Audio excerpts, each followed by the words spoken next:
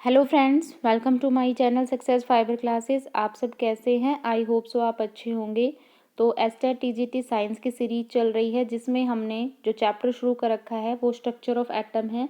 9th class में structure of atom 4th chapter होता है और 3rd चैप्टर एटॉमिक स्ट्रक्चर होता है। तो दोनों का ही वो कॉम्बिनेशन है, ठीक है। अब आज की वीडियो में जो हमारा टॉपिक रहेगा वो रहेगा क्वांटम नंबर। हम क्वांटम नंबर टॉपिक क्यों कर रहे हैं? क्योंकि एस्टेट 2018 में क्वांटम नंबर से क्वेश्चन है वो बने थे, 2 क्वेश्चन बने थे इसी टॉपिक से। तो इसलिए इस टॉपिक को पढ़ना इम्पोर्टेंट हो जाता है, ठीक है। बाकी के जो बचे हुए प्रीवियस ईयर के क्वेश्चन है वो आपको कल की वीडियो से ही आप लोगों के कवर है हो जाएंगे। हम इस टॉपिक को इसलिए कर रहे हैं क्योंकि प्रीवियस 5 ईयर के उसको देखकर यहाँ पे मैंने नोट्स बनाए हैं, ताकि क्या पता अब की बार जो पेपर बने उसमें भी ये टॉपिक इंक्लूड हो। बाकी 2018 के बाद ये टॉपिक आया नहीं है, पर क्या पता रिपीट हो जाए, तो हमें एक कदम आगे चलना है, ठीक है। अगर आप लोगों को मेरी वीडियो पसंद आ रही है तो चैनल को ज़्यादा से ज़्यादा लाइक, शेयर और सब्सक्राइब कीजिए और वीडियो है उसको लाइक कीजिए, ठीक है। मैं आप लोगों के लिए इतनी मेहनत कर रही हूँ, आप लोगों के लिए नोट्स बना रही हूँ। हालांकि मैं कभी नोट्स से नहीं पढ़ी, मैंने हमेशा बुक ही रीड आउट करी है, कभी मैंने नोट्स नहीं बनाए। जब मैं वीडियो डालती हूँ तो उससे 1 घंटा पहले मैं आप लोगों के लिए नोट्स तैयार करती हूँ, ठीक है। तो नोट्स में आप मेरी राइटिंग पे मत जाइएगा कि राइटिंग क्या है, आपको समझ में आना चाहिए, आपके कॉन्सेप्ट है वो स्ट्रॉन्ग होने चाहिए, ठीक है। जैसे ही ये वीडियो ओवर होगी, है ना, उसके 5 मिनट बाद आपको ये वाली पीडीएफ मेरे टेलीग्राम चैनल पर लिंक, टेलीग्राम जो चैनल है उस पर ये मिल जाएगी, ठीक है। तो आप मेरी वीडियो में डिस्क्रिप्शन पे जाके जो टेलीग्राम चैनल का लिंक है उस पर क्लिक कर सकते हो और यहाँ से नोट्स डाउनलोड कर सकते हो। नोट्स को डाउनलोड करने का कोई पैसा नहीं है, बिल्कुल फ्री ऑफ कॉस्ट है, ठीक है। साथ में व्हाट्सअप ग्रुप भी बना रखा है मैंने, उसमें सक्सेस फाइबर चैनल ही उसका नाम है। तो उस पर आपको कोई भी आपके डाउट है, कोई भी क्वेरी है तो आप मेरे से पूछ सकते हो बेझिझक, मैं आपका उसका आंसर है ज़रूर दूंगी, ठीक है। तो चलिए शुरू करते हैं हम अपनी वीडियो को। तो यहाँ पे हमारा जो आज का टॉपिक है क्वांटम नंबर है, मोस्ट इम्पोर्टेंट टॉपिक है क्योंकि क्लास 11th का है। तो यहाँ पे जो क्वांटम नंबर होते हैं वो 4 टाइप के क्वांटम नंबर होते हैं। एक होता है प्रिंसिपल क्वांटम नंबर, एक होता है एजीमुथल क्वांटम नंबर, एक होता है मैग्नेटिक क्वांटम नंबर और एक होता है स्पिन क्वांटम नंबर। हर क्वांटम नंबर का अपना काम होता है, अपना अपना फंक्शन होता है। तो क्या क्या फंक्शन होते हैं? तो सबसे पहले हम यहाँ पे बात करते हैं प्रिंसिपल क्वांटम नंबर की। तो प्रिंसिपल जो क्वांटम नंबर है इसको डिनोट करते हैं एन से, ठीक है। इसका काम क्या होता है? ये हमें शेल के बारे में बताता है, ऑर्बिटल के बारे में बताता है, ठीक है। और ऑर्बिटल या सेल की जो एनर्जी है उसके बारे में हमें बताता है, ठीक है।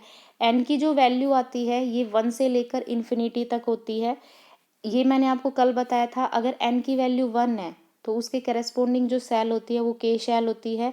एन इक्वल टू 2 होती है तो उसके करस्पॉन्डिंग एल सेल होती है। एन इक्वल टू 3 होती है तो उसके करस्पॉन्डिंग एम सेल होती है। एन इक्वल टू 4 होती है तो उसके करस्पॉन्डिंग एन सेल होती है। अब हमारा जो सिलेबस है उसमें हम एन सेल तक ही पढ़ते हैं, बाकी आप आगे पढ़ लीजिए। अगर एन इक्वल टू 5 है तो ओ सेल होती है और एन इक्वल टू सी है होती है तो इसके लिए कौन सी सेल होती है? पी सेल होती है, ठीक है। तो ये तो हुआ सेल के बारे में। आगे चलते हैं हम, जो इन सेल के अंदर कितने मैक्सिमम नंबर ऑफ इलेक्ट्रॉन हम फिल कर सकते हैं, तो उसके लिए एक फॉर्मूला होता है 2n²। मान लो हमें पता करना है के सेल में, तो हम यहाँ पे n की वैल्यू 1 पुट करेंगे तो 1 का स्क्वायर होगा 1 और 2 की 1 के साथ मल्टीप्लाई करोगे तो कितना आएगा? 2। तो के में जो मैक्सिमम इलेक्ट्रॉन फिल कर सकते हैं वो हम 2 कर सकते हैं, ठीक है। तो हर सेल का अपना नंबर है। जैसे मान लो आपसे पेपर में पूछा जाए कि एम सेल में हम मैक्सिमम कितने इलेक्ट्रॉन फिल कर सकते हैं, तो एम सेल में अब आपको m के लिए n की वैल्यू पता होनी चाहिए। तो n की वैल्यू क्या होती है इसके लिए? 3। 3 का स्क्वायर क्या होता है? 9। 9 इंटू 2 कितना होता है? 18। ये पूरी m सेल के लिए है, लेकिन इस m सेल की आउटर मोस्ट जो होगी उसमें हम मैक्सिमम कितने इलेक्ट्रॉन फिल कर सकते हैं? 8। उसके बाद फिर और इसका काम क्या होता है? ये हमें एटम के साइज के बारे में बताता है, दूसरा इलेक्ट्रॉन की डिस्टेंस बताता है, ठीक है। जैसा कि मैंने कल आपको बताया था, जो बोर मॉडल से रेडियस कैलकुलेट की थी वो होती है 0.529 into n square upon Z. तो आप यहाँ से देख सकते हो कि जो रेडियस है वो नंबर ऑफ शेल के यानी एन के क्या है? बराबर है, ठीक है। उसके बाद फिर आता है सेकंड हमारा azimuthal quantum number. Azimuthal quantum number को हम डिनोट करते हैं एल से, ठीक है। इसका जो क्वांटम नंबर है ये किसने दिया था, ये समरफील्ड ने दिया था, और प्रिंसिपल क्वांटम नंबर बोर ने दिया था। तो ये चीज़ें भी आपको याद रखनी है। ये किस काम आता है, ये इलेक्ट्रॉन के एंगुलर मोमेंटम के बारे में बताता है। इसको रिप्रेजेंट करते हैं हम एल से, ठीक है। किससे रिप्रेजेंट करते हैं, एल से। अब यहाँ पर जो एल की वैल्यू होती है वो होती है 0 से लेकर n-1 तक, ठीक है। जी एल की वैल्यू क्या होती है, 0 से लेकर n-1 तक इसकी वैल्यू होती है, ठीक है। जैसे एल की वैल्यू 0 से n-1, तो इसके बीच में सारे ही नंबर आ गए, 0 1 2 3 4, और ये n-1 तक होती है। अब यहाँ पे हमें पता है अगर एल की वैल्यू 0 होगी तो उसके करेस्पॉन्डिंग सब सेल क्या होगी, और इलेक्ट्रॉन हम कैसे फिल करेंगे। देखो किसी भी एक सेल में हम इलेक्ट्रॉन फिल करते हैं, किसी भी एक सब सेल में इलेक्ट्रॉन फिल करने का जो फॉर्मूला होता है वो होता है 2 × 2L+1, ठीक है। 2n² जो फॉर्मूला था ये एक शेल के अंदर भरने का था, हम यहाँ पे सब सेल की बात कर रहे हैं। अब सब सेल क्या होती है, देखो हमने बोला कि L की वैल्यू होती है 0 से n-1। जब L की वैल्यू 0 आती है तो 0 के करस्पॉन्डिंग जो सब सेल आती है वो S आती है, ठीक है। 1 के करस्पॉन्डिंग जो सब सेल आती है वो P आती है, 2 के करस्पॉन्डिंग जो सब सेल आती है वो D आती है, 3 के करस्पॉन्डिंग F आती है, 4 के करस्पॉन्डिंग G आती है, और 5 के लिए जो सब सेल आती है वो आती है H। अब इस H सब सेल में जो हम इलेक्ट्रॉन फिल करते हैं तो इसके लिए फॉर्मूला होता है 2L+1। अब मैंने बोला कि इसके लिए फॉर्मूला होता है 2L+1। मानो आपसे पूछा जाए कि हम एस सब सेल में मैक्सिमम कितने इलेक्ट्रॉन फिल कर सकते हैं, तो अगर आपको इसकी एल की वैल्यू पता है, हमें पता है एस के लिए एल की वैल्यू क्या होती है 0, तो हम यहाँ पे क्या पुट करेंगे, 0 पुट कर देंगे, ठीक है। तो यहाँ से आंसर हमारा क्या आएगा, 2। यानी एस सब सेल में हम मैक्सिमम कितने इलेक्ट्रॉन फिल कर सकते हैं, 2 फिल कर सकते हैं, ठीक है। जैसे मानो आपसे पूछा जाए कि पी सब सेल है, ठीक है, पी सब सेल है और पी सब सेल में हम मैक्सिमम कितने इलेक्ट्रॉन है वो फिल कर सकते हैं। तो देखो पी के लिए एल की वैल्यू क्या होती है, 1, ठीक है। Maximum number of electron fill करने का सब सेल के अंदर उसके लिए फॉर्मूला होता है 2 × 2L+1। तो यहाँ से हमने एल की वैल्यू पुट कर दी, ठीक है। तो +1 हमें पता है 2 × 1 2 होगा, 2 + 1 कितना होगा 3, और 3 की मल्टीप्लाई 2 से कर देंगे तो कितना आएगा 6, ठीक है। यानी पी सब सेल होती है उसमें हम मैक्सिमम कितने इलेक्ट्रॉन भर सकते हैं, 6। तो इस तरह से आप सभी के लिए कैलकुलेट कर सकते हो, ठीक है। उसके बाद फिर आता है हमारा magnetic quantum number. Magnetic quantum number क्या होता है, इसको डिनोट करते हैं हम एम से। ये क्या बताता है, हमें एक एटम में ऑर्बिटल्स के बारे में बताता है कि उसमें कितने ऑर्बिटल्स होंगे, ठीक है। इसकी वैल्यू कहाँ से कहाँ तक होती है, इसकी वैल्यू होती है -L से +L तक होती है, ठीक है। जैसे मानो अब मैंने बोला n=1, आपको दे दिया n=1 है ना। अब बोले कि n=1 के लिए आप L की वैल्यू निकालो, ठीक है, और M की वैल्यू निकालो।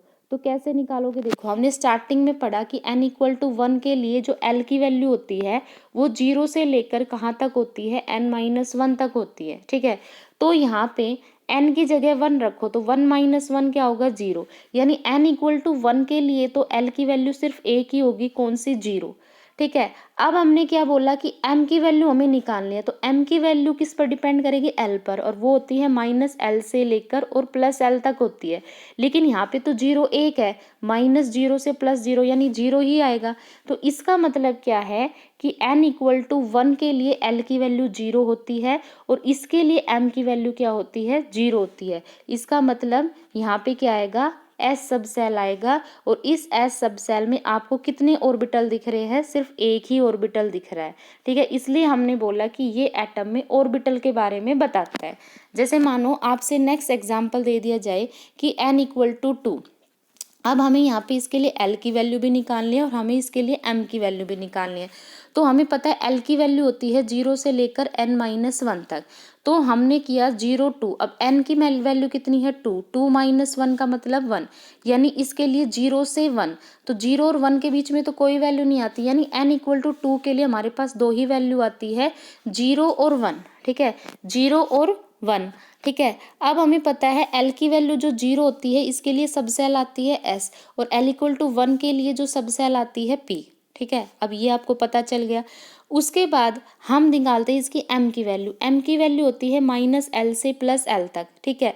तो हमने देखा कि यहाँ पे l की वैल्यू 1 है, तो -1 से लेकर क्या होगा +1। अब हमें पता है -1 से +1 के बीच में एक वैल्यू और आ जाती है, कौन सी, 0। तो इसका मतलब एक ऑर्बिटल की वैल्यू -1 होगी, एक ऑर्बिटल की वैल्यू 0 होगी और एक ऑर्बिटल की वैल्यू क्या होगी, +1। इसलिए हम बोलते हैं क्या कि जो n = 2 है, ठीक है, उसके लिए l की वैल्यू होती है 0 1 और इसके लिए कितने ऑर्बिटल होते हैं, 3 ऑर्बिटल। किसके लिए, p सब सेल के लिए। अब मैं आपको एक तरीका और बता रही हूँ इन सब से बचने का। देखो मैंने आपको शॉर्ट में फॉर्मूला लिख दिया कि m की वैल्यू हम निकालते हैं 2l+1 से, कि किसी भी एक सब सेल है उसमें कितने ऑर्बिटल हो सकते हैं, ठीक है। तो अब मैंने बोला कि l = 0, है ना, l = 0 ये किसके करेस्पॉन्डिंग होती है, एस सब सेल के करेस्पॉन्डिंग। अब मैंने बोला कि बेटा ये बताओ कि एस सब सेल में कितने ऑर्बिटल होंगे, तो आप सीधे सीधे इस फॉर्मूले से निकाल दोगे 2l+1 से। क्या करोगे, l की वैल्यू 0 पुट कर दोगे, तो l की वैल्यू 0 पुट करी तो आपके पास क्या आया, 1।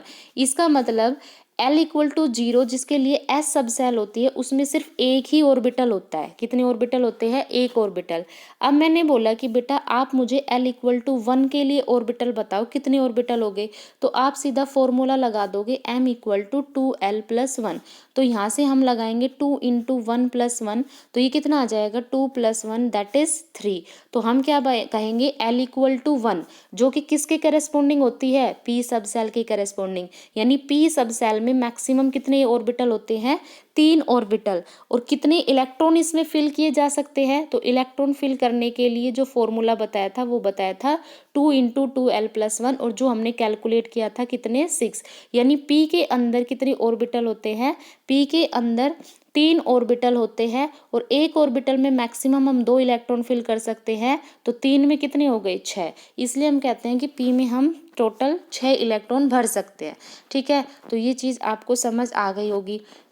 उसके बाद फिर हम नेक्स्ट चलते हैं spin quantum number. Spin quantum number को डिनोट करते हैं s से, ठीक है। ये इलेक्ट्रॉन की स्पिन बताता है। अब इलेक्ट्रॉन दो ही तरीके से घूम सकता है, या तो भाई क्लॉकवाइज मतलब जैसे हमारी घड़ी की सुई घूमती है ना, या तो क्लॉकवाइज घूमता है या फिर वो एंटी क्लॉकवाइज घूमता है। अगर क्लॉकवाइज घूमता है तो उसके लिए इलेक्ट्रॉन की स्पिन होती है +½ और अगर वो एंटी क्लॉकवाइज होती है तो इसकी जो वैल्यू होती है वो होती है -½ बस आपको इतना ही याद रखना है। अब क्वेश्चन कैसे पूछा गया था ये हम आगे करेंगे। उसके बाद कई बार 2018 में आपसे एक बार पूछा गया था एनर्जी ऑर्डर। तो सब सेल का जो एनर्जी ऑर्डर होता है वो होता है 1s। 1s की एनर्जी सबसे कम होती है, फिर ये इंक्रीजिंग ऑर्डर है, फिर 2s, फिर 2p, फिर 3s, 3p, 4s, फिर 3d, 4p, 5s, 4d, 5p, 6s, 4f, 5d, 6f, 7s, 5f, 6d। तो ये होता है कि सब सेल का एनर्जी ऑर्डर। ये कैसे निकला भाई, ये निकला हमारा n+l रूल से। किससे निकला, n+l रूल से। क्या होता है n+l रूल, n+l की value according to n+ rule ये क्या कहता है कि n+l की वैल्यू जिस ऑर्बिटल के लिए ज़्यादा होगी एनर्जी उसकी ही क्या होगी, ज़्यादा होगी, ठीक है। मैंने क्या बोला, n+l रूल के अकॉर्डिंग हम निकालते हैं वैल्यू। जैसे मानो आपको पता करना है 2s और 2p, है ना, इन दोनों में से एनर्जी किसकी ज़्यादा होती है, तो भाई हम इसके लिए दो वैल्यू निकाल लेंगे, एक n की वैल्यू निकाल लेंगे, एक l की वैल्यू निकाल लेंगे। तो n की वैल्यू होती है जो इसका कोफिशिएंट होता है, तो क्या दिख रही है आपको, 2, जो कि मेन सेल होती है। अब यहाँ पे l क्या बताता है, हमारा सब सेल क्या लगा हुआ है इसके साथ, s। हमें पता है s के लिए l की वैल्यू क्या होती है, 0। अब इसके लिए n+l की वैल्यू कैलकुलेट करो तो 2 + 0 कितना आता है, 2। अब हम निकालते हैं 2p के लिए। इसके लिए भी हम दो वैल्यू निकालेंगे, एक n की वैल्यू निकालेंगे, एक l की। n क्या है जो p के सामने लगा है, कोफिशिएंट 2। l क्या है, p के लिए हमें l की वैल्यू पता होती है, क्या होती है, 1। तो 2 + 1 कितना आता है, 3। मैंने क्या बोला कि किसी भी दो, मान लो आपको दो सब सेल दिए हैं और उसमें पता करना है एनर्जी किसकी ज़्यादा है, तो हमें n+l रूल लगाना है, ठीक है। तो यहाँ पे क्या होगा, n+l किसकी वैल्यू ज़्यादा है भाई, 2p के लिए ज़्यादा है, तो हम क्या कहेंगे 2s और 2p में क्या है, 2p की वैल्यू ज़्यादा है। ठीक है, अब आप कहोगे कि मैम अगर मान लो किसी के लिए n+l की वैल्यू सेम आ जाए, जैसे मान लो ये भी 3 आ जाती या भी 3 आ जाती, तो फिर हम एनर्जी ऑर्डर कैसे देखते, तो जब n+l की वैल्यू सेम आएगी तो उसके लिए हम सीधा n की वैल्यू चेक करेंगे, n की वैल्यू जिसकी ज़्यादा होगी है ना, उसी की एनर्जी क्या होगी, ज़्यादा होगी। तो ये था हमारा n+l रूल। उसके बाद ये मैंने आपको ऐसे ही बताने के लिए इसमें लिख दिया है, कभी मान लो बाई चांस आ जाए, तो पोली एक्सक्लूजन प्रिंसिपल क्या कहता है कि किसी भी ऑर्बिटल के अंदर जो 2 इलेक्ट्रॉन हम फिल करेंगे उनके अपोजिट फेज होने चाहिए। मतलब जैसे मान लो ये एक ऑर्बिटल है, मैंने इसमें से में इलेक्ट्रॉन फिल किया, तो एक अगर हमारा एंटी क्लॉकवाइज है तो दूसरा हमारा क्या होगा, क्लॉकवाइज। मतलब एक हमारा इस तरह से होना चाहिए तो दूसरा इसके अपोजिट होने चाहिए। ये ना तो एक इस तरह से हो सकते हैं, मतलब मान लो एक ऑर्बिटल में ना तो दोनों एक ही साइड हो सकते हैं, ठीक है, तो ये दोनों गलत है, दोनों अपोजिट फेज में होने चाहिए। अगर एक ऊपर है तो दूसरा कहाँ होना चाहिए, नीचे। उसके बाद फिर आता है ह्यून्स रूल। ह्यून्स रूल क्या कहता है कि जब भी हम इलेक्ट्रॉन की फिलिंग करते हैं डिफरेंट ऑर्बिटल में जो कि सेम एनर्जी के हैं, तो हमें पहले सभी के अंदर एक एक इलेक्ट्रॉन फिल करना है, उसके बाद हमें पेयरिंग करनी है। जैसे मान लो मैंने बोला कि p है, p के अंदर 3 इलेक्ट्रॉन है, तो पहले आप, अब इनके सभी p ऑर्बिटल की एनर्जी सेम है, तो पहले हम तीनों में एक एक इलेक्ट्रॉन फिल करेंगे। ठीक है, तो तीनों में एक एक इलेक्ट्रॉन फिल करेंगे। ठीक है, ये नहीं है कि आपने पहले वाले में 2 भर दिए और पीछे वाले में 1, ये रॉन्ग है। पहले हम क्या करेंगे, एक एक फिल करेंगे। जैसे मानो किसी भी कॉन्फ़िगरेशन में p में 5 इलेक्ट्रॉन आ जाते हैं, तो आपको 5 फिल करने इलेक्ट्रॉन, तो पहले सभी को एक एक इलेक्ट्रॉन प्रोवाइड करोगे, उसके बाद अब बचे हुए क्या करेंगे, इसके साथ पेयर कर जाएंगे। तो यही हमारा क्या होता है, ह्यून्स रूल। ठीक है, अब आते हैं यहाँ पे क्वेश्चन। देखो ये क्वेश्चन आया था एचटेट 2019 में, चाहे आप पेपर डाउनलोड करके देख सकते हैं। ये एचटेट 2019 में आया था, 121 नंबर पर है ये क्वेश्चन। इसमें क्या कह रहा है कि 4 क्वांटम नंबर आपको बताने हैं। ठीक है, किसके, पोटाशियम जो एटम है उसके वैलेंस इलेक्ट्रॉन के। तो यहाँ से आपसे पोटाशियम का पूछा गया है, तो देखो पोटाशियम है। ठीक है, हमें पता है कि जो पोटाशियम होता है इसके इसमें जो इलेक्ट्रॉन होते हैं टोटल वो 19 होते हैं, क्योंकि इसका एटॉमिक नंबर 19 होता है। तो हमें इसकी कॉन्फ़िगरेशन लिखनी है, तो क्या होती है 1s2 2s2, फिर क्या आएगी 2p2, फिर आएगी 2p6, फिर आएगा 3s2, फिर आएगा 3p6 और फिर क्या आएगा 4s1। तो लास्ट सेल में जो लास्ट इलेक्ट्रॉन जिसमें आता है वो होती है वैलेंस सेल।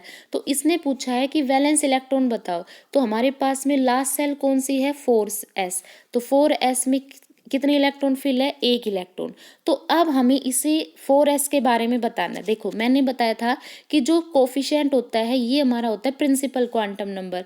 तो यहाँ पे प्रिंसिपल क्वांटम नंबर को हम डिनोट करते हैं n से, तो n की वैल्यू तो क्या हो गई 4। फिर उसके बाद आपको क्या दिख रहा है s हमें पता है, s के लिए हम देखते हैं l की वैल्यू, जैसे s p d f इनके लिए हम l की वैल्यू देखते हैं। और मैंने बताया था जब l की वैल्यू 0 होती है तो उसके लिए s होता है, तो इसका मतलब l की वैल्यू क्या हो गई 0। ठीक है, फिर हम देखते हैं इसके लिए m की वैल्यू। अब हमने देखा था कि बेटा l की वैल्यू 0 है तो m की वैल्यू होती है -l से +l, तो लेकिन इसमें 0 है तो m में तो सिर्फ 0 ही होगा, तो इसका मतलब इसमें m भी क्या होगा 0 होगा। ठीक है, फिर उसके बाद अब हम देखते हैं लास्ट वाला जो हमारा आता है स्पिन क्वांटम नंबर। अब मैंने बताया था आपको कि इसमें 2 ही होगा, या तो +½ होगा या -½ होगा।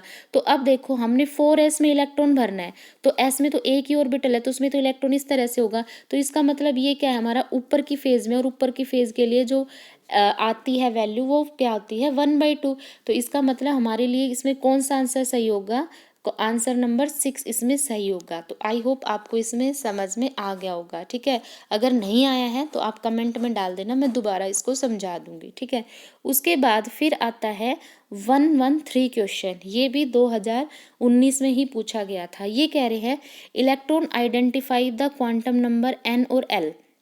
ठीक है।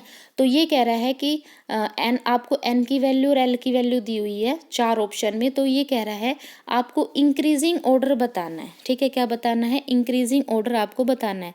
तो सबसे पहले आपके पास में ए दिया है, ए में दिया है एन की वैल्यू 4 दी हुई है और एल की वैल्यू क्या दी हुई है?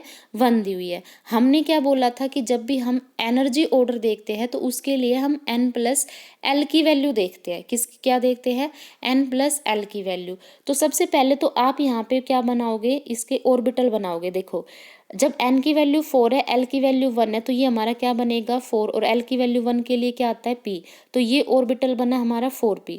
उसके बाद फिर आता है सेकंड वाला b। ये कह रहा है n की वैल्यू 4 है, l की वैल्यू 0। तो n की वैल्यू 4 है और l की वैल्यू 0 है, मतलब ऐसा आ गया। उसके बाद फिर ये कह रहा है n की वैल्यू 3 है और l की वैल्यू 2 है।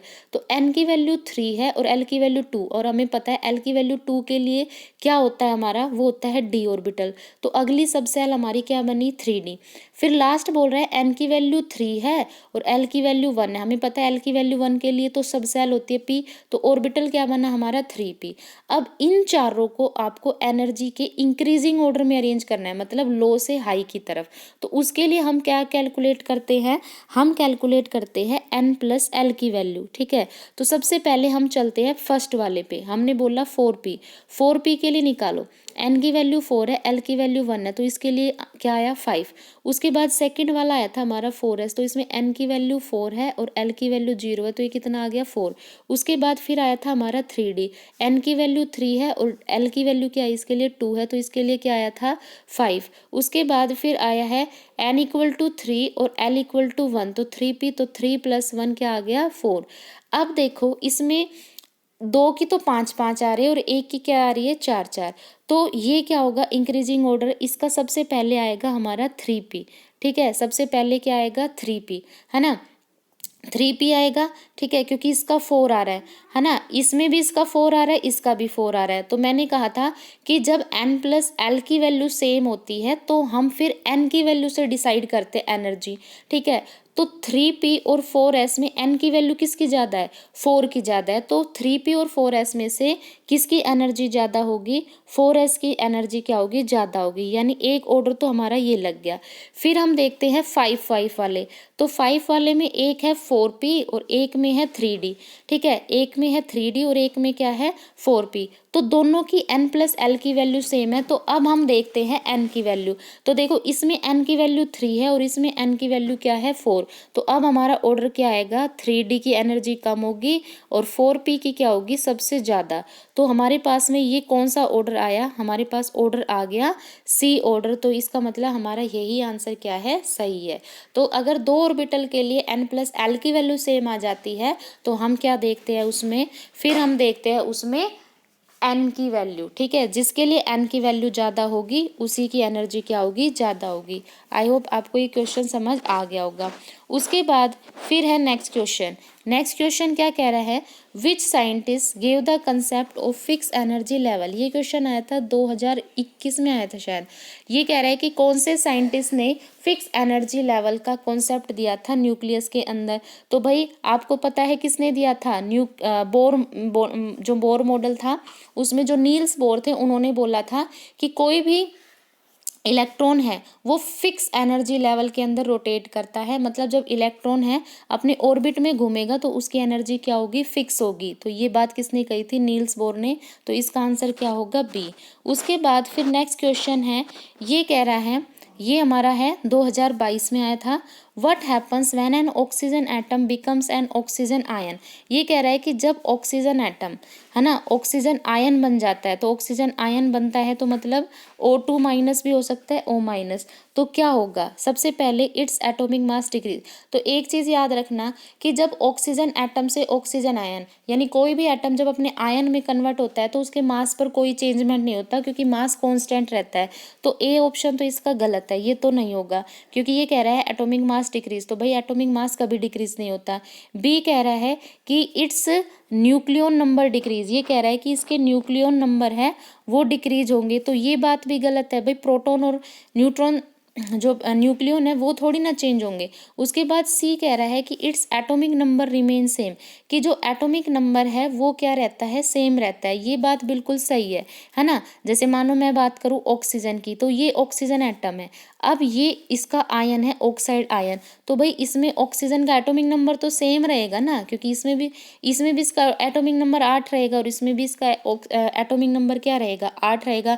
बढ़ेंगे तो सिर्फ क्या बढ़ेंगे, इसमें क्या बढ़ेंगे, इलेक्ट्रॉन बढ़ेंगे, क्योंकि इसमें जिसका जितना एटॉमिक नंबर होता है उसमें उतने ही इलेक्ट्रॉन होते हैं, उतने ही उसमें प्रोटॉन होते हैं।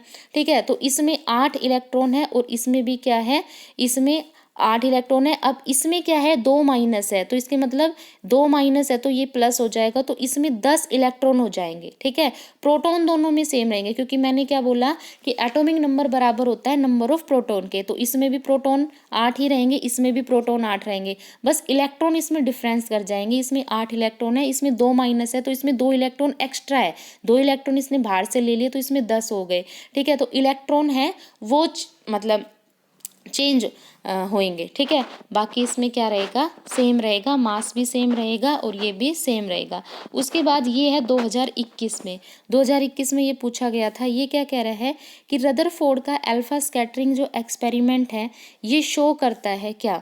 इसमें आपको ये सारी स्टेटमेंट्स पढ़नी है और फिर इसका आंसर बताना है। ये कह रहा है कि जो इलेक्ट्रॉन्स हैं उस पर नेगेटिव चार्ज होता है। भाई रदरफोर्ड ने थोड़ी ना बताया था कि इलेक्ट्रॉन पर नेगेटिव चार्ज होता है, तो ये बात तो रॉन्ग है। उसके बाद फिर सेकंड है, ये कह रहा है कि mass and positive charge of atom is concentrated in the nucleus. ये बात रदरफोर्ड ने कही थी कि कोई भी एक एटम होता है उसमें एक पॉजिटिव चार्ज सेंटर होता है।